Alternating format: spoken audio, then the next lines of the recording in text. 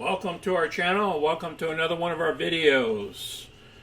Please smash the like button below and please subscribe to our channel if you want future content. Today we're going to talk about Tilray. We're going to cover two areas. We're going to cover 2022 forecast and we're going to pre-earnings. As you all know, earnings are going to be around the 10th of January. So let's get busy. Here's our current position. We own 2,500 shares. We picked up $34.53 worth of premiums and profits. We have two option spreads that we performed. Remember, our plan was to increase our position from 2,500 to 3,500 in the event the share drops down to 650 on the 14th of January. This is a couple of days right after earnings. And as you can see, the Dow, the futures, the NASDAQ, and everything is up, positive. Hopefully it stays that way for tomorrow. Today we jumped up a little bit over 5% after hours, almost another percentage with average volume. Our market cap is only $3.5 billion. The analyst price targets down here is $15.38 up to $16 a share. Currently we're at $7.39, so we're below the low. Our short interest has increased from 43.6 million shares to 51 million shares, which places us at 11% shorted. Last earnings was around October 7 time frame when Tilray shot up $11.12. It went up 3% that day. Now, what was the earnings? They reported a 43% rise in first quarter revenue, driven by strong demand for cannabis after coronavirus lockdowns. And its revenue rose to $168 million in the quarter, compared to August 31st from $117 million from a year earlier. Net revenue jumped 38%, and the company said it was on track for at least $80 million worth of cost savings from the deal to merge with Alfina. So far, the company has saved $55 million on a run rate basis to date from that deal. Actual cash savings close to $20 million.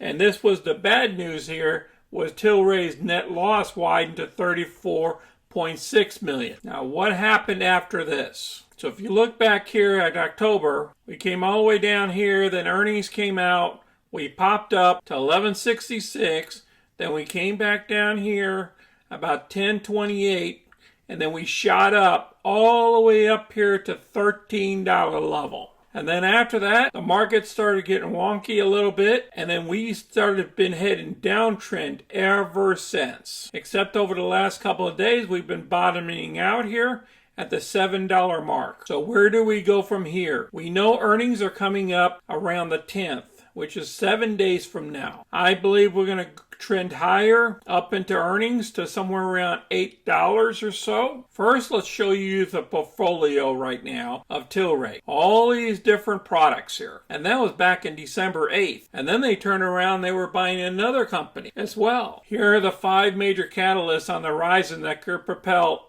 Tilray to a much higher levels.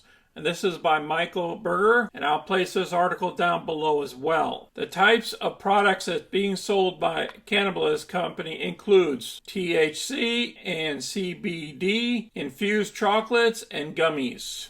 During this past year, Global Cannabis Company has been beneficiary of Canada's Cannabis 2.0 market. Prior to the launch of medical cannabis infused products, Tilray was selling dried premium cannabis flower, concentrates, vapes, and pre-rolls. We expect the company's cannabis-infused products to help the business. And 2021 has been a growth year for Tilray. Remember, we were closing out on this merger, and that's what they're saying. It's starting to pay off, and you've been seeing it by the last earnings, and they're talking about the mega merger that happened, and then it also placed us in a good position with the European Union. Currently, Tilray's production platform supports over 20 brands in over 20 countries. And then they said the obvious here that we've been trending lower from the June highs. Now these are the 5 areas that we can increase in the company, federal legalization or decriminalization in the United States, further capitalization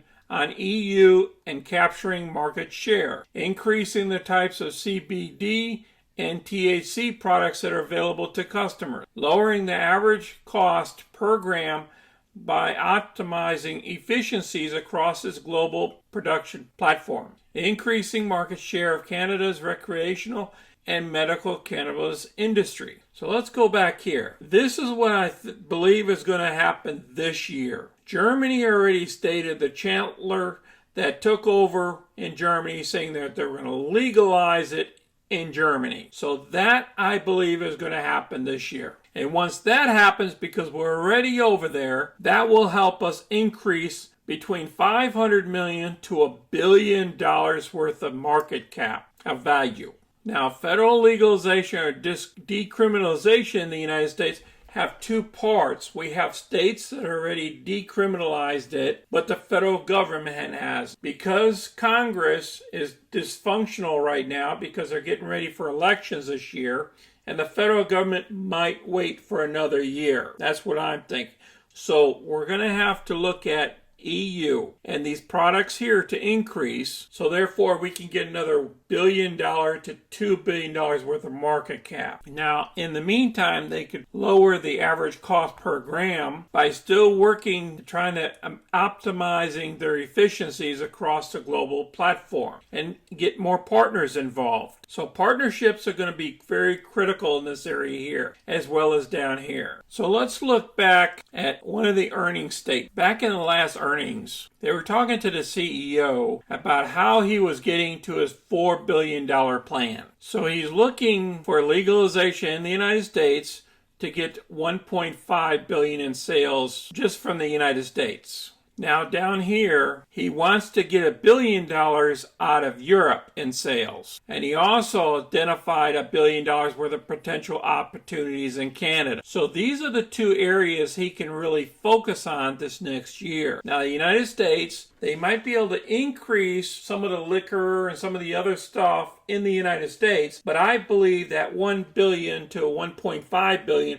might be put off until after this election year. So what does that mean if he can increase it by $500 million worth of sales, even though this last quarter we had $500 million, if we can increase it by another $500 million on top of the current sales, that will get us at least up to $15, if not at the $20 range, if you increase that market cap. Because first of all, I don't believe we should be at $7.31.